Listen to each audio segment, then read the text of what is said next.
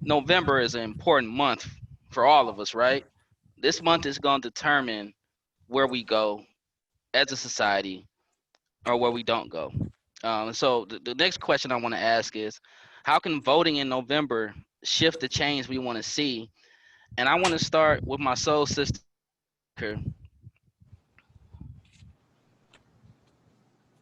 You were starting with me? Yes. Just making sure.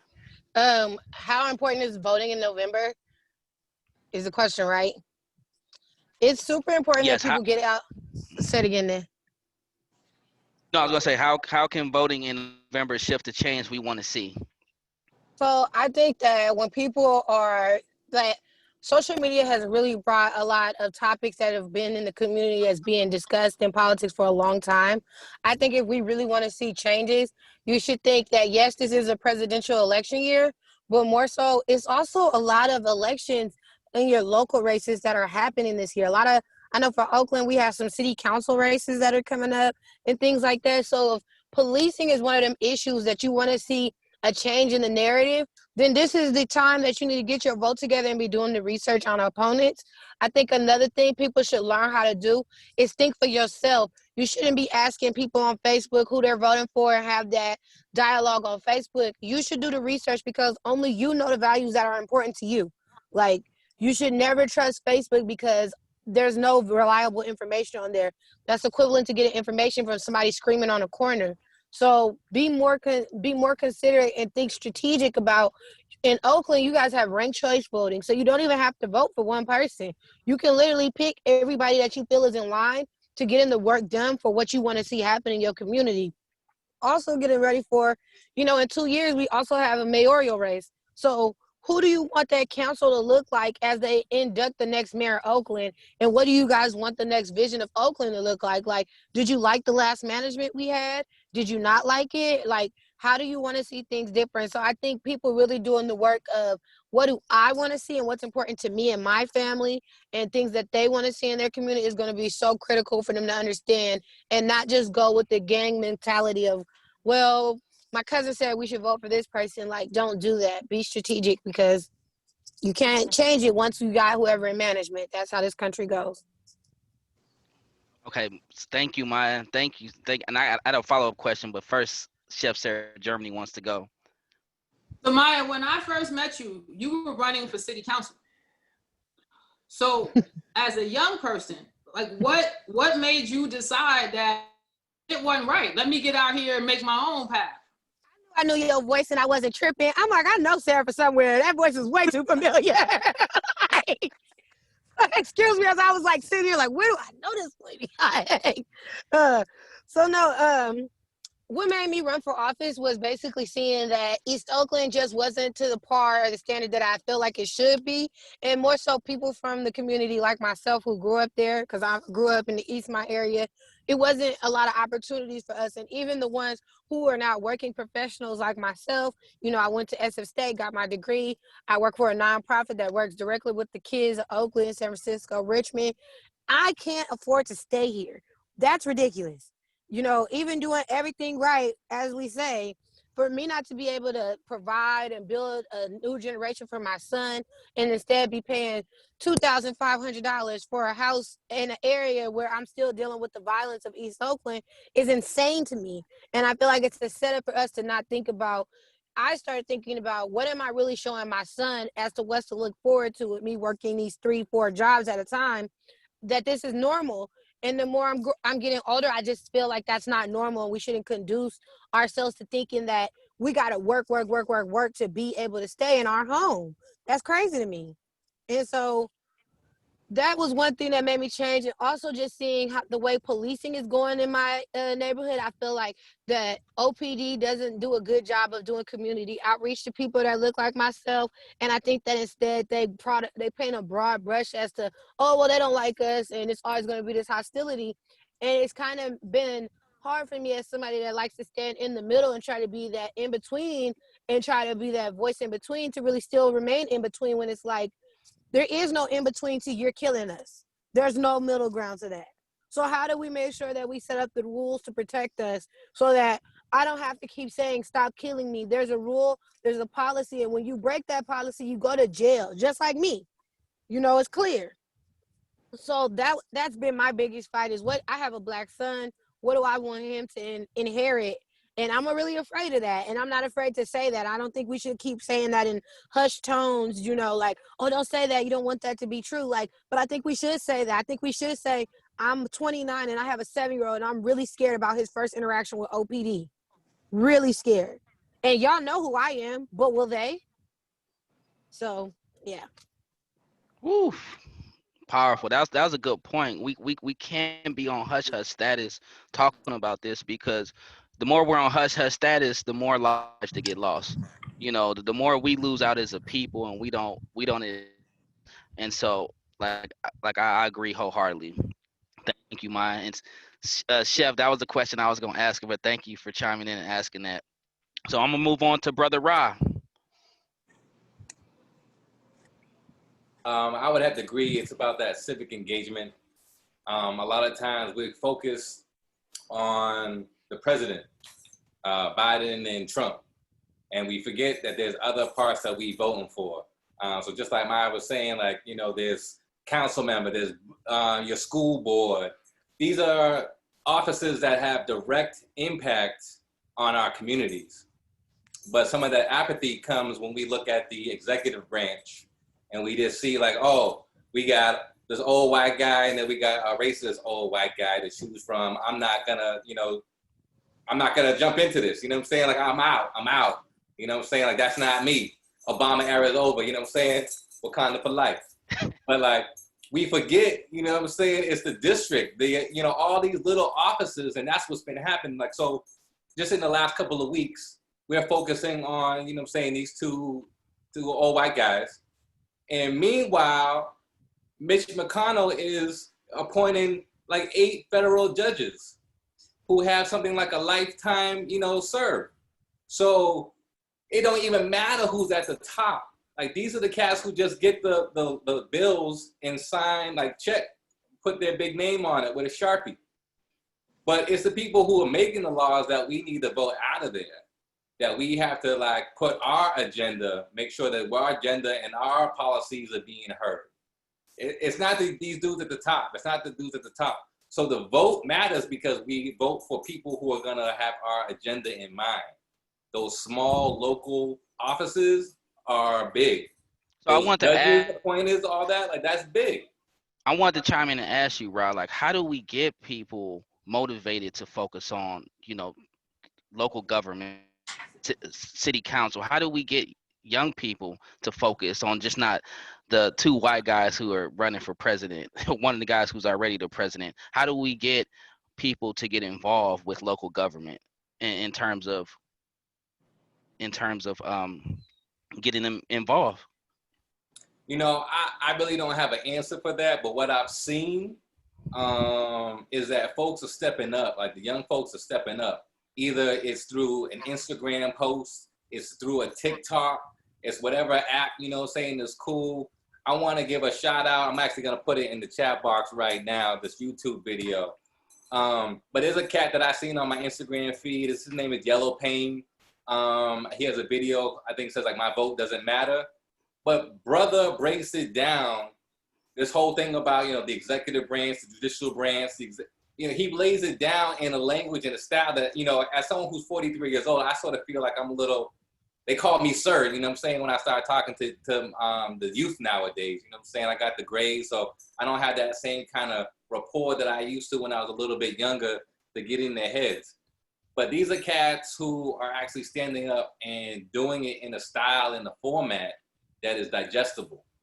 I mean, I was blown away by this dude's rhymes, you know what I'm saying? And I have faith again in MCs that people can actually take this time and the opportunity to address some of these things. So I'm not sure, because again, I'm not a big social media influencer. I can't, do a little TikTok. But there's ways that we can use social. I mean, the TikTok messed up Trump's big, speech by having that little prank, you know what I'm saying? They bought all them tickets. So they're already doing it. I just don't know how to tell them what to do next with it, but they're already doing it. That's why I can't say because they're doing it. I have faith in these folks, the young folks right now, that they ain't gonna let this stuff slide. They ain't gonna let this stuff slide. So I'm not all about the cancel culture and like, you know, all this other stuff, but the other stuff that they're doing, I think they're gonna do it because they feel the effects and the importance of what's at stake right now. When I was a young person, I wasn't thinking about it because I wasn't affected directly. But I think anybody in this time is affected somehow directly by the policies that are coming from this administration and want to make change. And with the Black Lives Matter movement spearheaded by young folks, they feel now that their voice does matter, that there is change. You got Black Lives Matter painted in Washington, D.C. So people can step up and make that change and know that their voice is more than just one little vote for the white man at the top. Facts, man. I love that thank you again. People are rising to the occasion, man. That's pivotal in these times. So yeah, I'm gonna move on to Alicia. Politics. You know, it's kind of interesting because it's September, right? So we got like a little bit of time before like a pretty big presidential election. And one thing that I realized a while ago was regarding my own, I guess, political maturity and how much it was needed. And then also how much that would kind of change my perspective on a lot of different things. Because I kind of grew up during the time I remember watching, I want to say it was maybe the first, like the elder George Bush and like Michael Dukakis debates with like my mom and grandma. And, you know, I could tell that like things were really tense. I was a kid, so I didn't really know. It was like, okay, which side are we on, right? Because, you know, you could tell it's a debate, it's back and forth. There was a lot of energy in the room. And my mom was like, we're Black, we're Democrats, like, you know. I was like, okay. And so, you know, that was kind of like my, you know, that was my perspective going, you know, through school and everything until I became an adult. And I was like, okay, there's a lot more going on here. You know what I mean? Like there's a lot more engagement that I need to, you know, I need to understand. And I took a political science class and I learned a little bit more about kind of like how the nation was founded and how all these different things and the electoral college and all that kind of stuff works. And like there's a lot of interworkings of it. And like, and if we are not teaching our kids the interworkings of the political sphere, then they're not learning it. You know what I mean? Like they probably are, like Maya was saying, you know, just learning off of social media, which, you know, can be effective in some ways, depending on the messaging, but we also don't know those people's, you know, their perspective politically. So one thing that I always try to offer folks is to come up with like 3 of the most consequential things in your life. Like what is affecting your life more than anything? And, you know, and develop your basic political agenda surrounding those things. So if it's like your local education system that's inequitable, if it's like poverty alleviation, if it's something environmental, if it's, you know what I mean? If, you know, if it's like police brutality, whatever it is, like develop your personal political agenda around that and then take that to your local political candidates and your local leaders and express, you know what I mean, yourself as a constituent as to like what is most important to you and what needs to change in order for you to live the American life that you deserve to live. You know, again, you're a taxpayer, you're a contributing member, your ancestors built the country, like you should absolutely, you know, have an ask, you know what I mean, your agenda should be respected. But I think for people to be able to get there, they have to know what the most consequential things in their life are, and they have to be able to express that to other people. And then also to know that politics and your vote in general is an exchange, right? Like, so people shouldn't show up every 4 years and be like, oh, hey, you guys over in that community again, you know what I mean? Like, you know, can I count on your vote? Like, you know, engagement should be happening, I think, kind of ongoing, not just during election seasons, you know, and like Maya was saying, you know, in 2 years, we got a mayoral election coming up, right?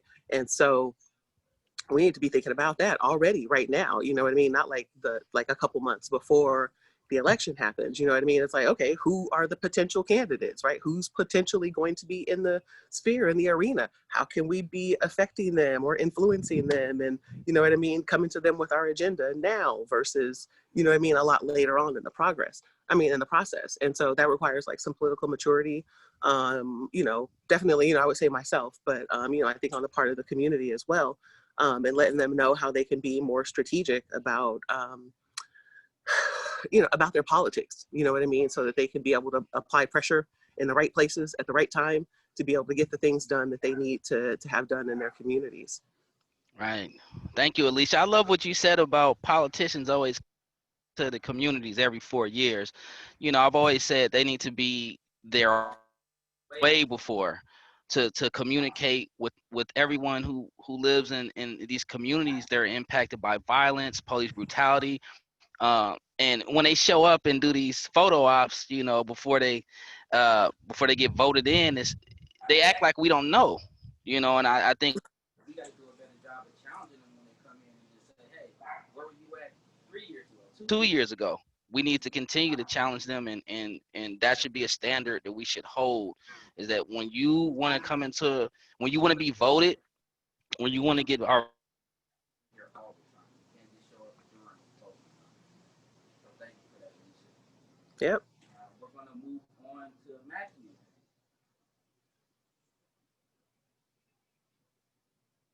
Oh, I think your sound cut out. But Brother Matthew, you're up next. Thanks. Yeah, it's a really tough one. I think whatever. Can you guys hear me now? Yes. There we go. All right, sorry about that. I think that it's so hard. I think what everyone said is totally spot on. I think it's all about local and smaller elections. But that being said, I don't really know much about our local politics at all. And so I have to say I'm ignorant, and I need to inform myself more. I think it's so easy. I get so disenfranchised by the system when I see the hypocrisy of these career politicians, and you see what's going on right now in the Senate. And it's so frustrating because, 4 years ago, when Obama was going to get a nominee, they blocking it, and now they're trying to rush it through. And it's all just a lot of back scratching and a lot of hypocrisy. And so I really struggle with not getting totally disenfranchised by the system. And then also, seeing, when I was in high school, I had, is when the Bush-Gore election kind of went down, and I just kind of saw how rigged the whole system was.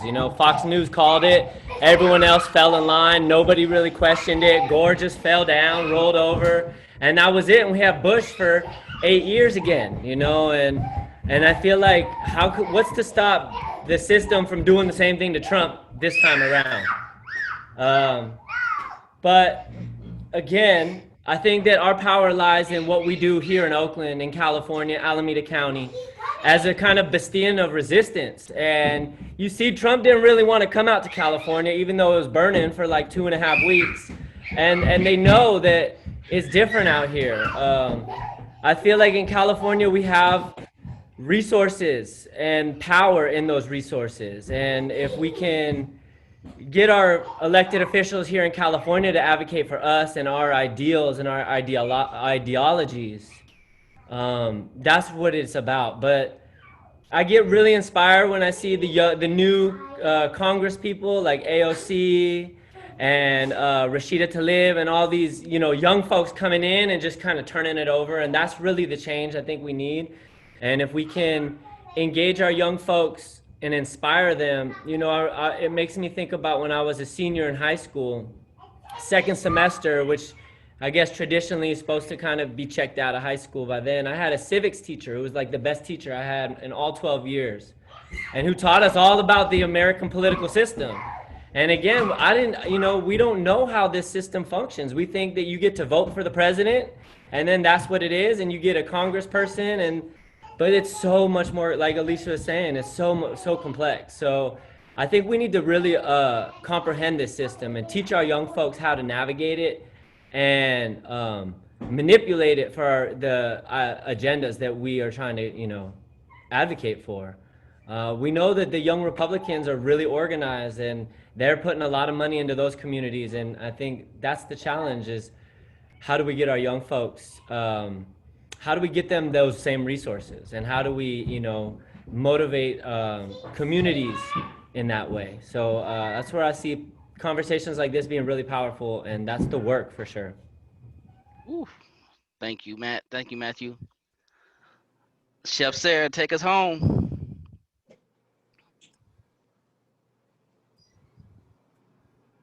So I'm gonna probably not do much but cause more questions. I mean, most of us work with kids, and the ones of us who don't work with kids have them in our lives in other ways, whether we're parenting or being an auntie or a big sister or uncle. And so one of the questions in terms of voting, because I know there's a lot of sort of an apathetic notion about what it does and the importance of it, right? Whether we're looking at it from a local level or we're looking at it all the way up to like the upper administration. What do we do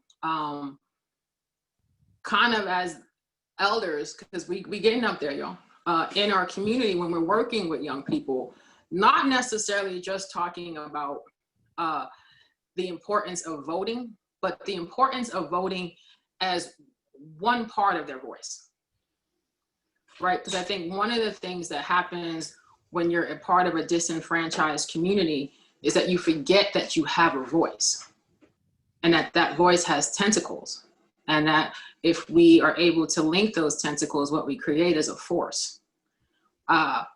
What can we offer in these upcoming 38, 40 days in our individual spaces to help people understand that their voice is critical in terms of moving anything forward, and that voting and elections, whether it's a 2-year or 4-year, whether it's a local election, a school board election, whether it's our Senate or our House of Representatives, that identifying and owning your voice is critical to survival.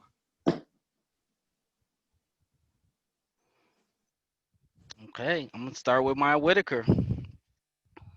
So when I'm talking to young people that I work with or come in contact with about just trying to get them excited about politics, I first start with just listening to what are their issues about what they know and meeting them kind of where they're at. So of course, just asking them how are they feeling. And yes, most of the time you do get like they feel powerless or they don't see the point of it.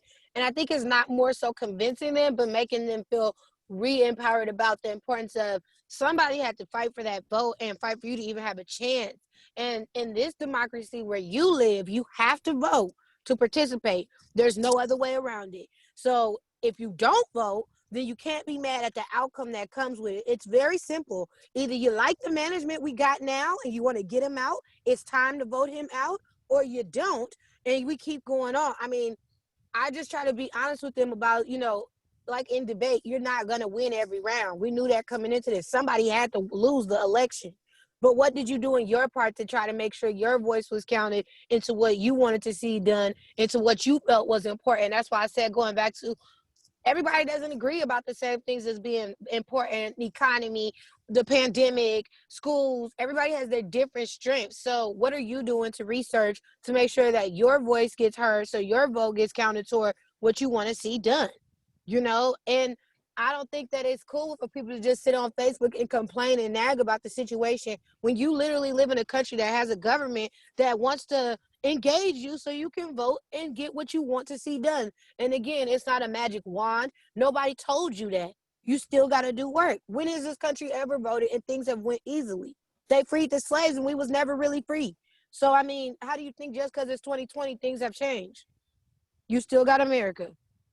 So I just think it's about being honest with people that the work will never be done, but what are you doing to contribute to your part and what you can do to help change the world, to not create burnout, to make sure that you're protecting your community the best way you can, and that you're also bringing young people along the way for the journey. And again, being honest with them.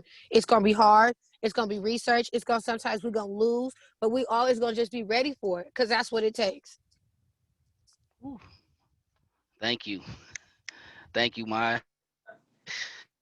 Moving on to Alicia. And what was the question exactly again? Sis, you got to rephrase the question. What was the question?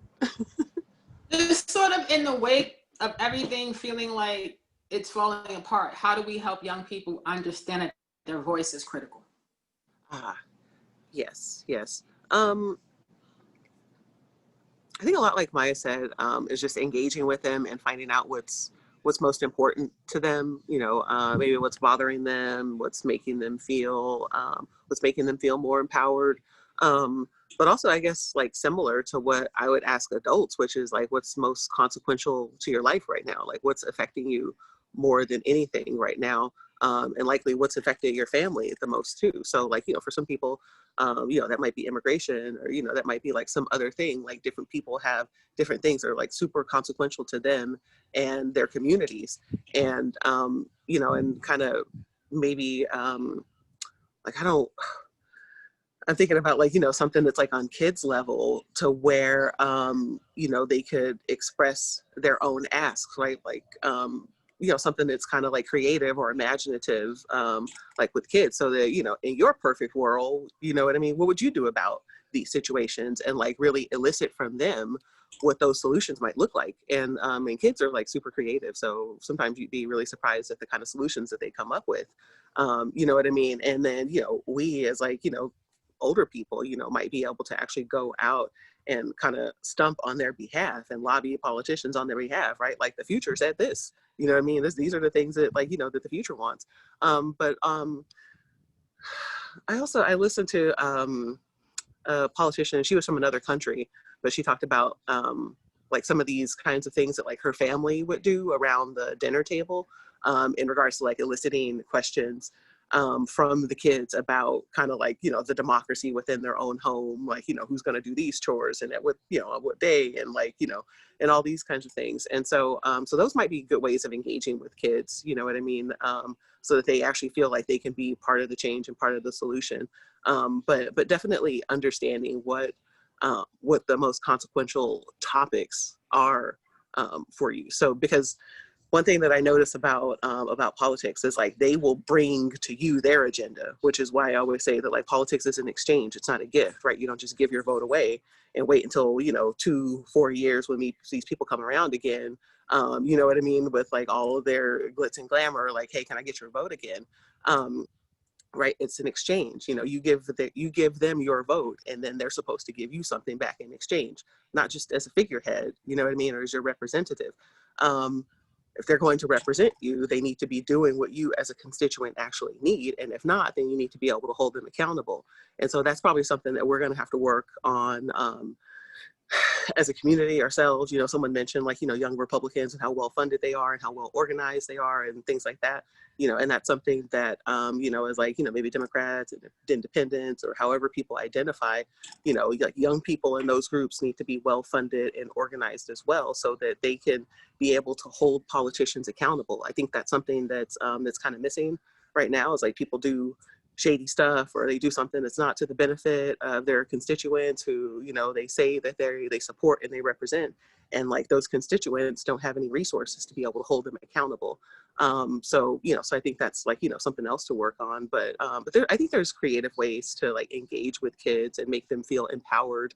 You know what I mean? And it's probably going to start like on home stuff with maybe like chores or, housework or something like that, like kind of having your own little democratic republic within the house, so that they can exercise those things and they can feel empowered with voicing themselves, and they can understand that, hey, this benefits me and this doesn't benefit me. And they can understand, they can have exercises on like kind of how they can play around with those things and make changes, So here's the deal though. The kids who are eligible to vote this year for the first time, like the folks who turned 18, right?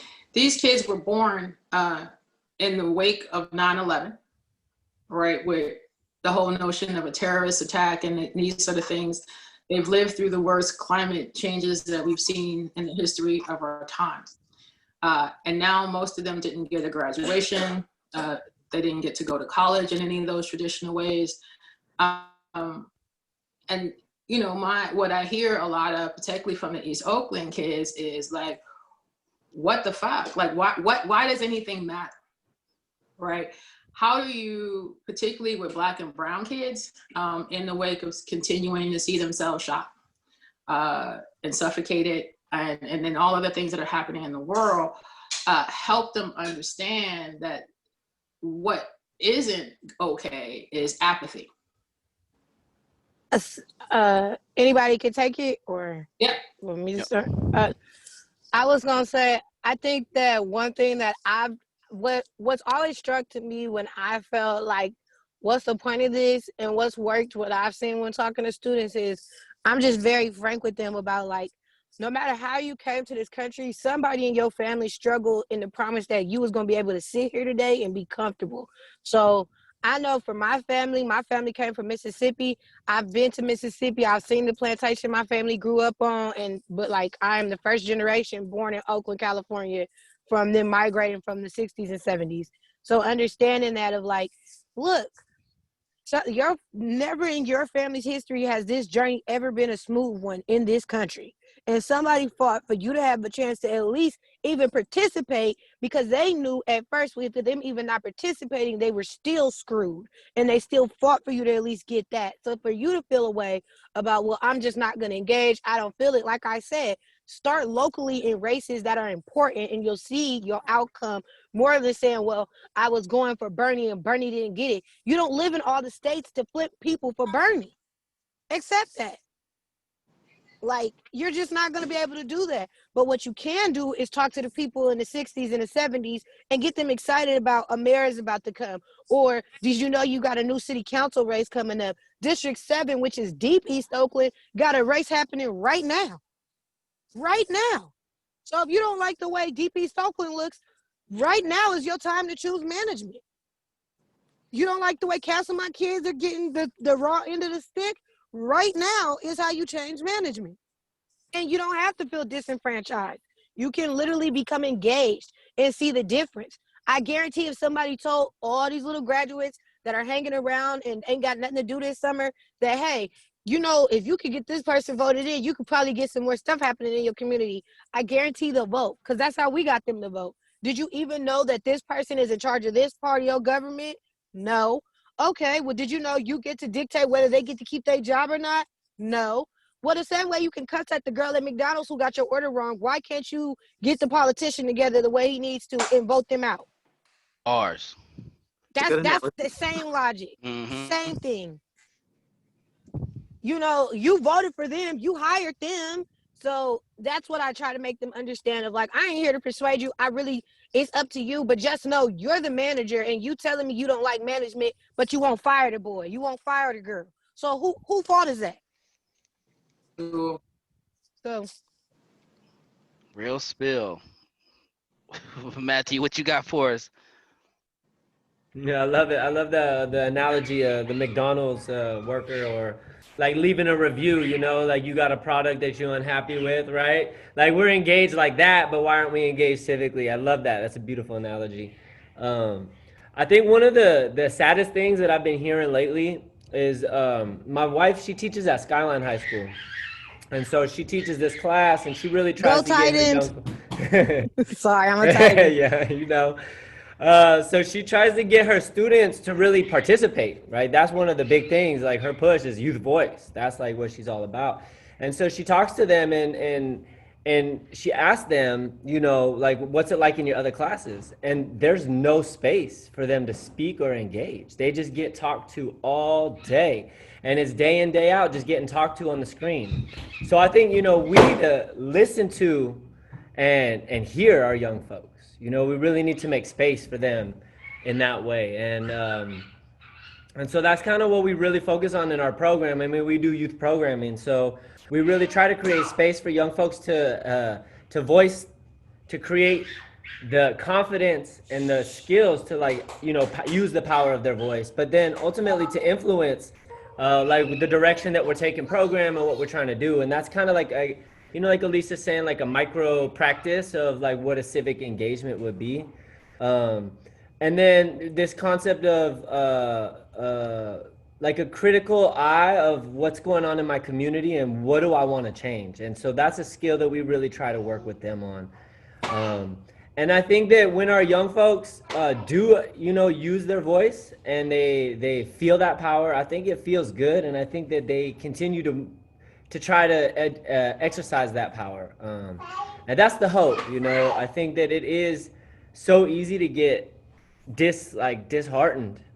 There is a lot of apathy, you know, like Chef Sarah was saying, like these young folks have come up in times that none of us, like we talk about post 9/11, like that's how it is. It's like things changed. and they're coming up in that change and this militarization and the oppression of our young people is real. So anytime we can create space for them to use their power, I think we're moving the right way. Thank you, Matthew. Brother Ra. I'm gonna have to ditto everything, but especially Brother Matthew about giving those opportunities for space.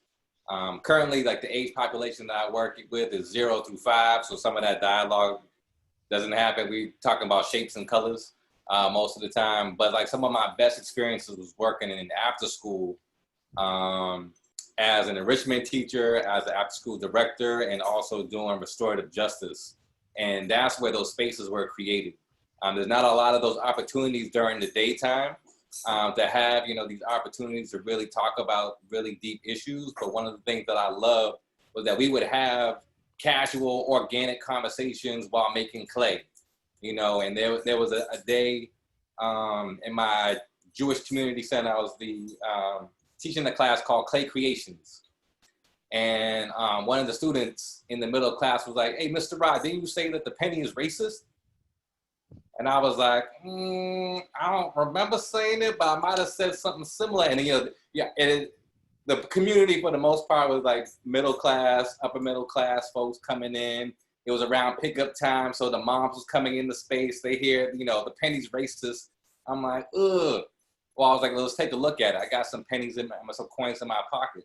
So we were able to take them out, and I don't know if you ever did this exercise, but if you lay out all the coins, Lincoln is facing a different direction from everybody else. Lincoln is brown, it's worth less. It's, discarded on the street. Nobody wants to pick up a penny, but you'll pick up like that shiny quarter. So it ended up creating a space where we can talk about race. We talked about race and our experiences. And then for them, I was like, well, y'all might not have this experience of race, but you have experience of ageism, which is another type of prejudice. Have you been to the store before and said, no, only 3 of you at a time? Things like that, so they understand a little bit like, oh, okay, so we were able to have these opportunities. And with the middle school folks in particular, there was a sense of like understanding and empathy that was created when I would do healing circles or these restorative justice circles with them. We will talk about, we'll start something simple like, what's your favorite video game? And then I end up, the rounds get deeper and deeper. And at the end, I would have kids crying. And for me, that was a success because they were actually feeling something. They were able to hear. And in the hallway, I was walking behind some students, and one of them was saying like, oh man, I thought I was the only one who felt that way. I thought I was, my dad was the only one who left me and I was all hurt. But this person has the same story.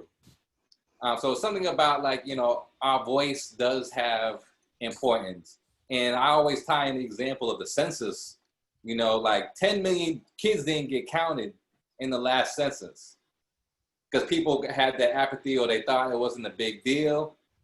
Every vote, every little, person was like $10,000 for your community investment that we just lost. And disproportionately, it were community of color and, places that our families and communities served that didn't get those resources because we didn't fill out the census. And voting is the same thing. We allow other people to make those decisions for us by stepping away. And yeah, we just got to be more honest with the youth and take those little teachable moments and create spaces. It's not happening in the classroom like it needs to, but they need to advocate for that too. Some of them got like circle time or whatever community time, but we gotta, as educators, utilize that moment to really give people the opportunity to talk, and that's why I love restorative justice, because it gives you that opportunity and that equal circle that we all in the same space share together, and I can look at you and I can look at you, and there's no hierarchy in it, and we can all talk and we can learn something if we really listen.